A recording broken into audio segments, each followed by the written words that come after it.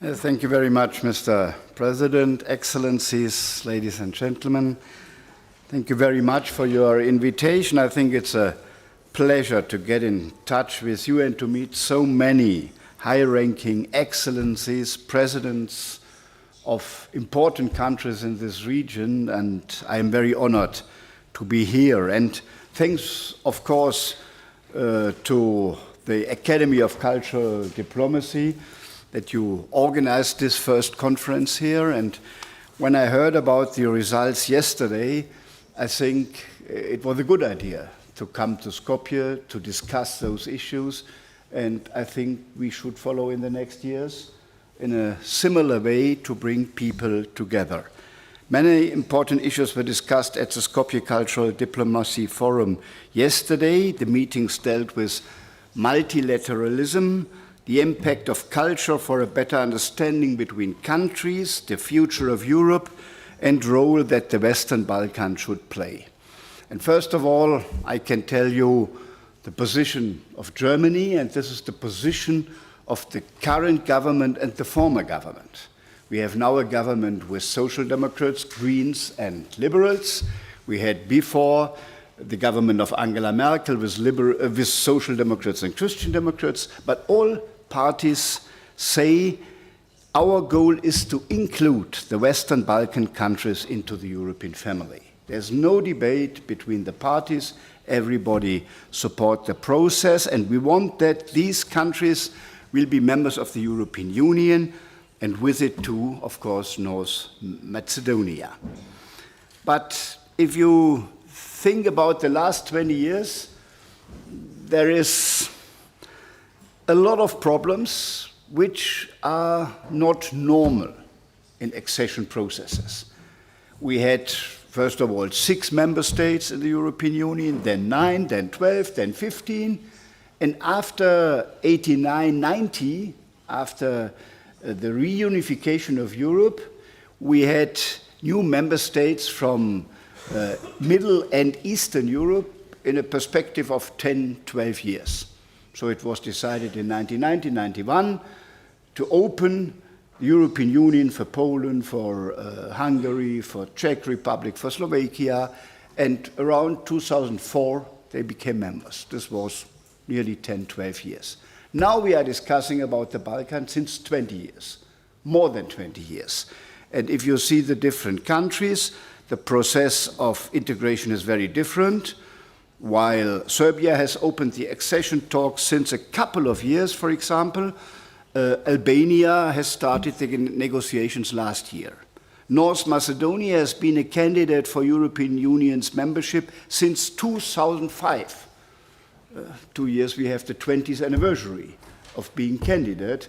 And in 2009, the European Commission agreed to start the negotiations process, but due to identify related demands so far, it hasn't happened. In 2006, Bosnia and Herzegovina applied to be a member of the European Union. It has become a candidate since last year. Montenegro has been a candidate for the European Union since 2010, and until now, only 3 of 33 negotiation capitals were closed. In summary, the process of European enlargement towards the Western Balkan states has stagnated. And when we hear today debates about Ukraine becoming a member state, I think this is not a fair process. This is, of course, a signal to Ukraine in this moment of the war to say there is the door is open to the European Union, but everybody who expects that Ukraine could shortly be member of the European Union doesn't understand the European processes. And before Ukraine is member of the European Union, I think Western Balkan states has to be member of the European Union. We need these priorities, otherwise the European project will not function. And there is a lot of reasons why it happens like it happens. There's a deep change in our life fostered by the globalization, new technologies, digitalization, artificial intelligence are promoting new chances, but it includes new risks and threats. And we have inside the European Union right-wing extremistic groups. They have arisen and got many sympathizers, particularly they are involved into governments, and they are Eurosceptical, and they are usually against enlargement. This is an interesting process. They are part of the Union, part of governments. They want to be member of the European Union, but they are against new members. And therefore, we have to convince a lot of people for this enlargement process. And Europe had, of course, in the last years, a lot of other issues, the corona pandemic, the global powers who are increasing, like China and Southeast Asia. There are reasons why we are talking about a pulley crisis for Europe. It includes also Russia's renewed imperial ambitions. It brought the war back again to Europe. But this is not an argument not to go ahead with the accession process of Western Balkan. And after the Russian war against Ukraine, the German Chancellor Olaf Scholz said the German word Zeitenwende. This means, in other words, a turning point in international politics.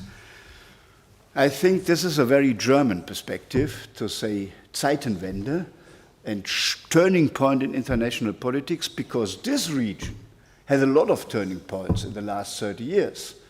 There was, first of all, the turning point of the end of the Yugoslavian state, the collapse of the Yugoslavian state. Then you had a war in this region.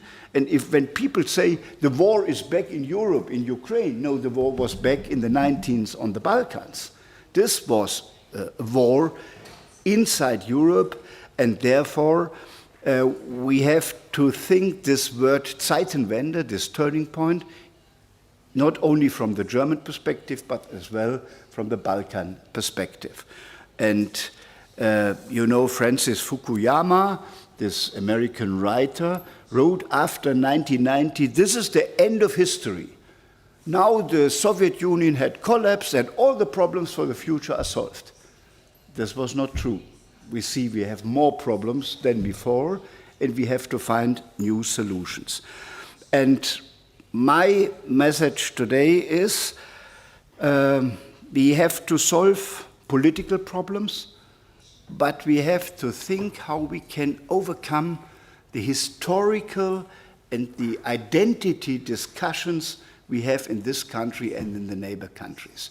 If you define the solutions of problems from history, and every state has its own position and his own view on history, you will never have a solution for the whole region.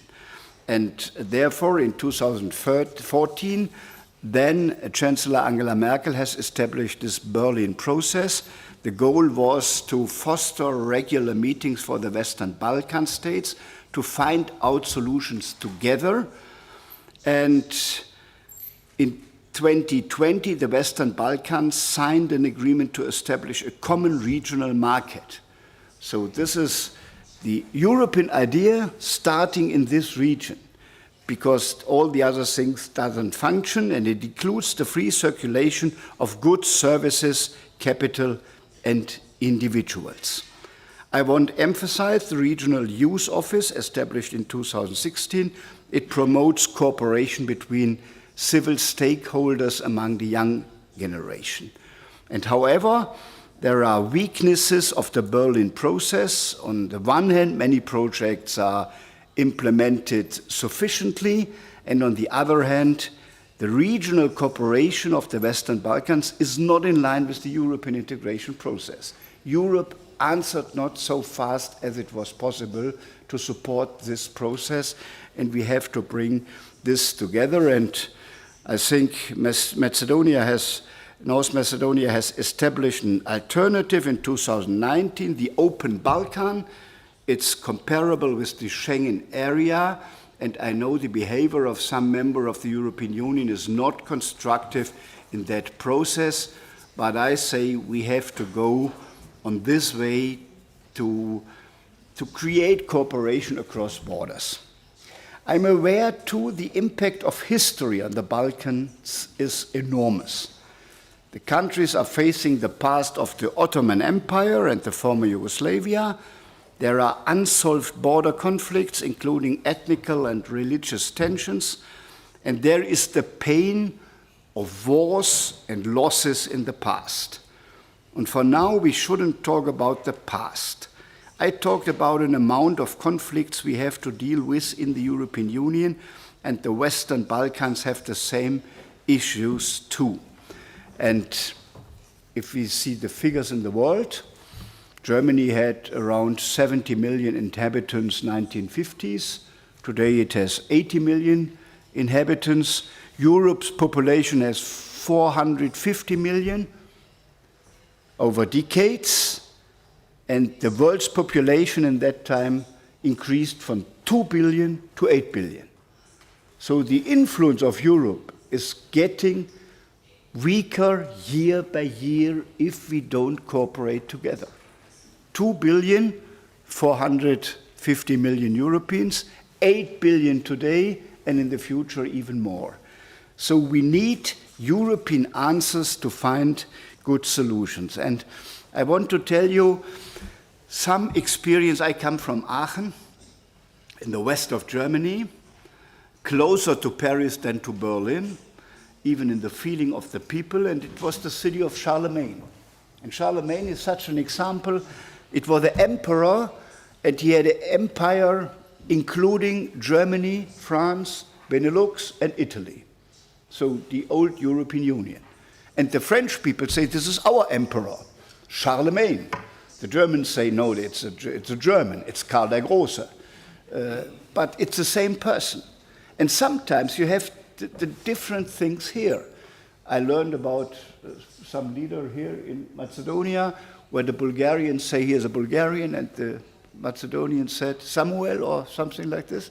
Is this the name? Don't touch that issue. No, we touch every issue because okay. But I come now to this point. You have different positions of history in the people, not in the heads of states. They know we need pragmatic solutions, but populists and others use history to bring conflicts into the thing. And the German-French history was for centuries a history of war and of hate. And people learned in the school, and therefore I touch it in the German-French solution, was perceived as naturally given, hereditary enemies. So the pupils learned in the school, the Frenchman is the enemy by birth, by genes. You can't change it by politics. It's in the genes that we have to fight each other every 30, 50, 40 years. And the first, and now remember, the first German unity started in 1871. Before Germany was not a nation state, there were different states in Germany, the Holy Empire, Holy Roman Empire of German nation with different emperors, but you had a federal system, but not a centralized state. 1871, the German state was founded, after the German-French War. And it was founded not in Germany, but in Versailles, in the castle of Louis XIV, the Proud of France. This was the place to found the German state. So from the very first day, the biggest humiliation you can imagine to found a state on a foreign territory was there. And the French people lost the war. They lost Alsace-Lorraine, Elsass-Lothringen, but they said, don't talk about it, always think about it. This was the measure. So don't touch the issue. They said, don't touch the issue. Now we lost, but we have the possibility. Once we will be strong and we'll take it back. This was the feeling for 40 years. And then the First World War started, 1914. French thought nobody wanted this war. You remember the attack in Sarajevo, and nobody wanted this war. And at the end, Russian, Austria, Germany, France were in a world war. Not wanted the war, but everybody said, okay, if the war is there, we use the opportunity to change history. And then Germany lost this war and had to surrender in a railway wagon in the forest of Compiègne. And then the treaty was made in Versailles. They went back to Versailles, made the Treaty of Versailles, and this treaty were, in the feeling of the German people, so injustice that the young democracy of Germany, 1918, was always defending this treaty, and 12 years later, Hitler came to power, and you had the same problem, the same process, the same revenge we saw before. And then Hitler went into France, 1940, took this old railway wagon from a museum in south of France, brought it to the forest of Compiègne, and then the French had again to surrender 1940. In the same wagon, history came back. And in between, millions of dead people between the two countries, and the whole world, and whole Europe, and Soviet Union. 60 million people after the Second World War. And now, 5 years after the war, 5 years, not longer, the politicians decided we will stop this circle of war. And Robert Schuman proposed the agreement of coal and steel to say those industries who always led to war, coal and steel, for production of weapons, we take them out of the national control and bring them to a European level, the Montan Union, where French and Germans decide together about coal and steel at that time. This was a historical sensation because all the French people had in mind the millions of deaths, the murdered Jews, all the things who happened just 5 years ago. But they made this big step to say, now we start a new chapter. We don't forget about it, but we start a new chapter in remembrance that this shouldn't be happen again. And this was open to other member states. Belgium, Netherlands, Luxembourg, Italy followed. So this was the core of the European Union, this Montan Union with coal and steel. And then they cooperated on the economy, the Treaty of Rome, the cooperation in other issues, and for Helmut Kohl it was always the final stone in the project, the common currency.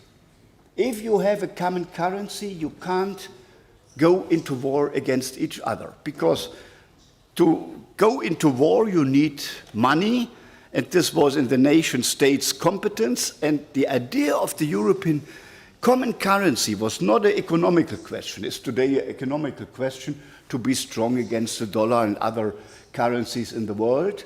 And the BRIC states now think about a new currency against the dollar.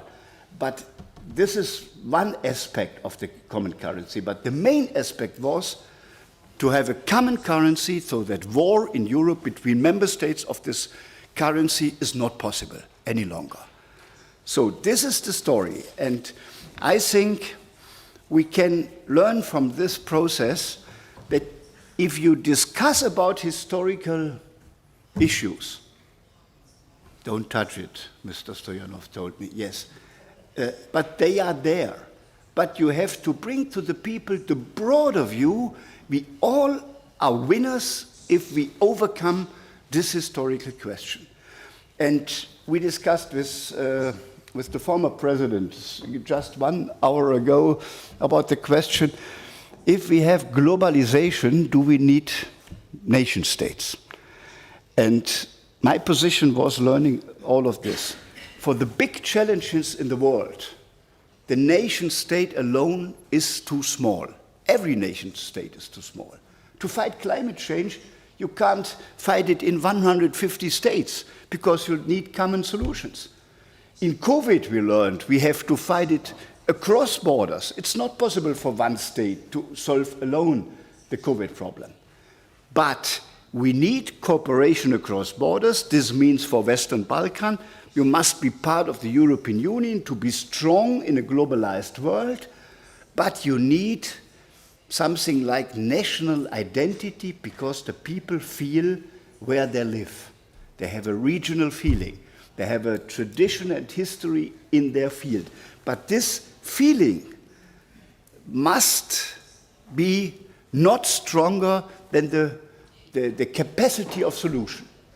So you can be a proud North Macedonian, a proud Serb, a proud Croat, but you cooperate in the big issues you have to solve, knowing the history, but using pragmatic solutions for the problems we have today.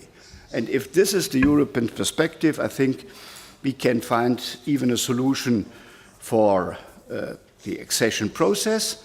We need steps in between, how the states can be closer to the European Union. Probably you can open the single market for under different rules so that you can cooperate before you are full member.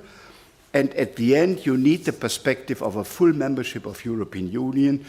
Otherwise, it will be fall back into the times of war, because people who are against this process always use the problems, use always the history, use always different positions to destroy the broader perspective of Europe.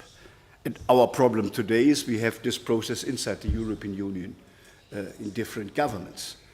At the moment in the polls in Germany, the AfD has 20%.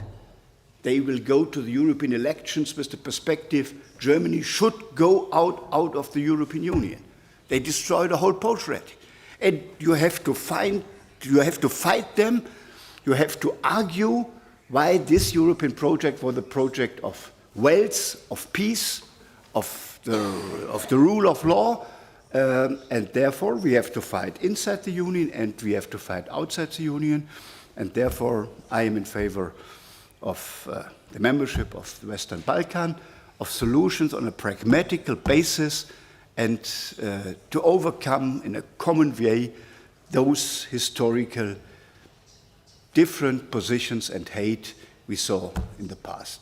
And this is the European perspective, and I'm happy to be here and to discuss this with you. Thank you very much.